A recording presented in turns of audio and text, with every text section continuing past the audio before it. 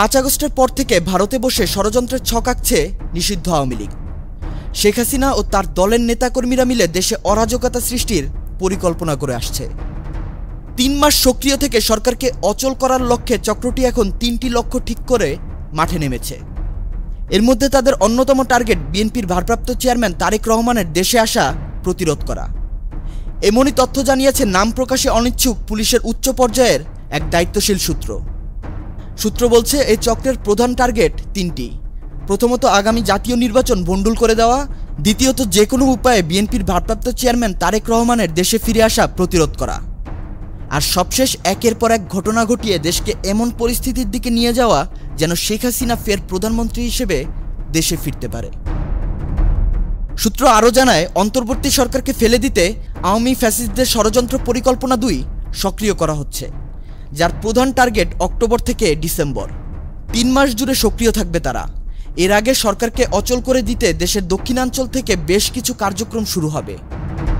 এসব গোপন পরিকল্পনা বাস্তবায়নে সাবেক স্বরাষ্ট্রমন্ত্রী আসাদুজ্জামান খান কামালের সঙ্গে সমন্বয়ের দায়িত্বে রয়েছেন কার্যত নিষিদ্ধ আওয়ামী লীগের যুগ্ম সাধারণ সম্পাদক বাহাউদ্দিন নাসিম, মাহবুবুল আলম হানিফ, সাবেক সাংগঠনিক সম্পাদক মহিবুল হাসান চৌধুরী নওফেল এবং আওয়ামী লীগের সভাপতি মণ্ডলীর সদস্য জাহাঙ্গীর কবির নানক সহ বেশ কয়েকজন। অফিসিয়ালি বসে কাজের সমন্বয় করতে ইতোমধ্যে কলকাতা ও দিল্লিতে আওয়ামী লীগের পৃথক গোপন অফিসও খোলা হয়েছে, যেখানে তারা 5 আগস্ট থেকে শুরু করেছেন কাজ। এই চক্রের কাজে সহায়তা দিতে বেশ কয়েকটি গোয়েন্দা সংস্থার সদস্যরাও নেপথ্য থেকে সক্রিয়ভাবে কাজ করছেন।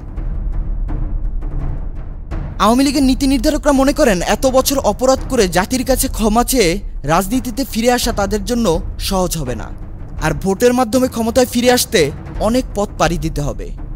এজন্য তারা উল্টো পথে শেখ হাসিনাকে ফের প্রধানমন্ত্রী হিসেবে ক্ষমতায় বসাতে মরিয়া। নাম প্রকাশে অনিচ্ছুক পুলিশের এক কর্মকর্তা জানান, শেখ হাসিনা সরকার উৎখাতে নানা রকম ধ্বংসাত্মক পথে এগোবে এটা আগে থেকেই ধারণা করা হচ্ছিল। সেজন্য বেশ কয়েকজন পুলিশ অফিসার শুরু থেকেই এই বিষয়ে অ্যালার্ট রয়েছে। একই সাথে সেনাবাহিনী সহ গোয়েন্দা সংস্থা কাজ করছে। এরই মধ্যে আওয়ামী লীগের এই পরিকল্পনা চক্রে যুক্ত করা হয়েছে প্রশাসনের বিশ্বস্ত সোর্সকে। সেখান থেকে পাওয়া তথ্যের ভিত্তিতে নেওয়া হচ্ছে ব্যবস্থা। Hello Bangla news desk.